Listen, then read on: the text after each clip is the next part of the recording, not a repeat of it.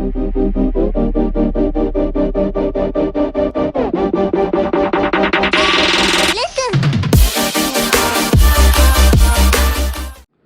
the day, guys. Kat's gonna change her own brakes. Let's see, I say we can knock this out. It's 10:20 right now. I say we'd be done by 12. Are you ready? Baby, I'm ready. All right, she's ready. Look, here's the brakes right here. Got these suckers on eBay, drilled and slotted. These brakes are like $220 for all 4 rotors and pads. And here are the pads right here. I believe these are the fronts. And I never even opened these. And these are the rears. Sweet. All right. Well, while she's getting ready, I'm gonna get everything out to the car and maybe put it on jack stands for her. Maybe. And I forgot. I got these suckers. ABS wheel speed sensors or whatever, ABS sensors. The reason why I got these is because her dash light is on, the little triangle light and the brake light, and I looked up a few symptoms of that, and they said could have a bad one of these suckers, or another common problem was that your steering angle sensor needs to be replaced or needs to be recalibrated. And I was like, screw it, we're gonna be down there and the wheels are gonna be off, and the wheels are never off of this car, so we're just gonna replace these. These are about 50 bucks on Amazon. You can find them cheaper, but I had these were the only ones I could get in one day Amazon Prime shipping because I knew we were gonna do this today.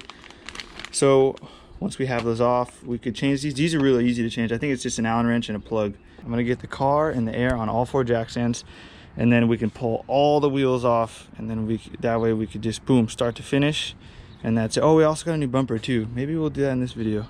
Man, she's spoiled. We work on our car, the easy up goes up, dog gets hang outside. When I work, Babe, you have an easy up when too, I work and out, the dog. when I work out here, sweat my ass off. No one's here to help me, and no one even cares. And work smarter, not harder. That's your own fault. You don't put a easy. All right, so I already brought you the necessary tools to start this job.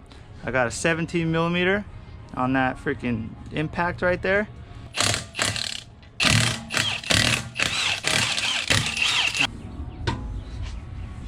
I'll take it. You have to take the caliper off. We got a 16 right now and a 3/8. I'm like your cheerleader today. You got this. There you go. Her pads still actually have some life on them. I think we could have done another 4 to 5 months on those suckers. While we're down here, we're probably just gonna clean up a little bit, and we also have to replace the ABS sensor. When you pull it off, you gotta be careful. So go ahead, get it off. And then fold it backwards and try to sit it on that lower control arm. You don't ever wanna hang the brake from the brake line. The whole thing. Yeah, like that. Is it gonna stay? I don't think it's gonna, I don't know. Oh, that's good. I just don't want it to fall. Well, it's just not good to hang on old brake lines because you could damage them and they could start leaking. So that's okay, we got that off. Now we're gonna hit this with an Allen. Okay, we just had to temporarily put the caliper back on so we can hit the brake and get this Allen off. Make sure to spray some PB Blaster on this or something before to kind of break it free.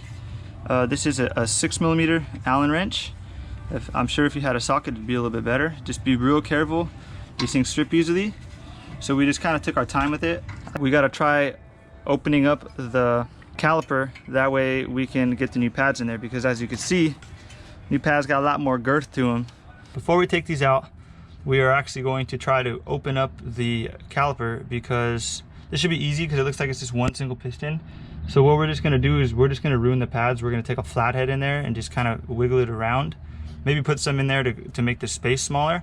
Then after that, there's one clip right here, and then you can pull both of the pads out. You have to slide them in towards the middle because they have these slots on the ends. See the slots? They kind of hook right there. So we just have to slide those in, and then we can get those off. There's one with the spring. This is what goes inside of the piston. So you'll see when we pull the other ones out. I'm afraid it's gonna snap on my, there we go. So slide that in towards the inside, there you go.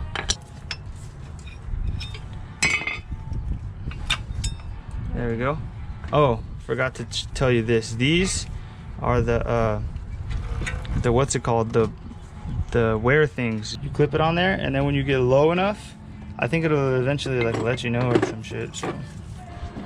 Okay guys, so we went to O'Reilly's and we got this brake caliper compression tool, and it was 60 bucks, but we rented it. So as long as you turn it back in within 2 days, you get your money back. So it's basically free.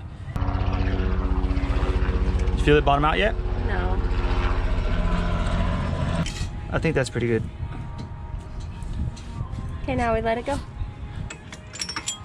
Okay, the piston is all the way in. Now we take these and we put them in, but they do give us synthetic moly brake grease anywhere where it contacts the caliper. So you see right here, there's a circle around here.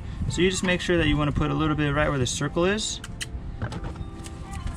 Same with here. This isn't a circle, but this is kind of where it touches the caliper. So we are just going to mimic that with this grease on both of these, and then we're going to slap them in. Remember, side of the clip goes on the piston side. So we got the new rotor on, we cleaned it up with brake cleaner, and we have this 6mm. Now we're just going to go ahead and put a snug on this. You don't need to make these too tight like it was before, but just tight enough so there you go, that's good enough. We got our new pads on our caliper. Now we can slide the caliper on the rotor, put the bolts back in, and that's pretty much it.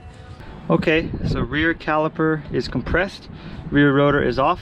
Guys, PB Blaster is your best friend when you're doing stuff like this, because it was seized on there and I could not get it off. Now what we're gonna do is we're just gonna take some brake cleaner. We're gonna clean the e-brake shoes, which are in really good shape. We're gonna clean those suckers off, get all the crap off of them, and then after that we're just gonna throw the new rotor on. And then it's already back bled, so we're good. And then we'll throw the new pads on, and then that's it. Done with this. We just finished the front left corner. She got the wheel back on, everything's torqued. Now we're gonna do the rear, and then drop the car on the ground, and then we'll do the other side. Okay guys, it's another one of these videos I forgot to film an outro for. So we're gonna go out to the car, we're gonna check out the brakes. They've probably been on, I don't know, 6-7 months. And no problems whatsoever, no braking issues, no steering wheel wobbling, no nothing. So let's go give it a final check. Okay, here we're gonna start in the rear. Let's check out the brakes. No big grooves or anything like that. Doesn't feel warped, and car stops great. So that's the rear. In the front, let's see, same thing. Looks like we got nice even wear. It looks pretty good, and we have not had one issue with these brakes. She drives this car about 50-60 miles a day, and you know, that's it. It's a perfect look. And that's about it for the video on I don't want to say how to do your brakes, but thanks for following me along while we change the brakes. If this helped you on your car, guys, go ahead and give me a like, maybe a subscribe, maybe. It's up to you. So, and if this did help you, let me know in the comments. And if it didn't help you, let me know what I can improve on. I'm always looking to improve. So I want to thank you guys for watching. And this is Andrew Garza from Solid Modified. I'm out.